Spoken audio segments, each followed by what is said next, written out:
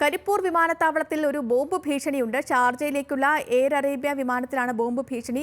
Dog squad പരിശോധന നടത്തിയെങ്കിലും ഒന്നും കണ്ടെത്താനായില്ല. വിവരങ്ങളുമായി രമ്യ ദാസ് ചേരുന്നു. രമ്യ, പറയാം. ഷാർജയിലേക്കുള്ള എയർ ഇന്ത്യ വിമാനത്തിലാണ് ബോംബ് ഭീഷണി രാവിലെ വന്നത്. 4:10 ഷാർജയിലേക്ക് പുറപ്പെടേണ്ട വിമാനമാണ് ഭീഷണി തുടർന്ന് ഇപ്പോൾ പോവാതെ വിമാനത്താവളത്തിൽ തന്നെ ഉള്ളത്. നിലവിൽ ഡോഗ് സ്ക്വാഡ് ഉൾപ്പെടെയുള്ളവർ പരിശോധന നടത്തിയെങ്കിലും ഇതുവരെ യാതൊരു വിധത്തിലുള്ള ഒന്നും കണ്ടെത്താനായിട്ടില്ല. ഭീഷണി വ്യാജമാണെന്നാണ് ഇപ്പോൾ നിഗമനം.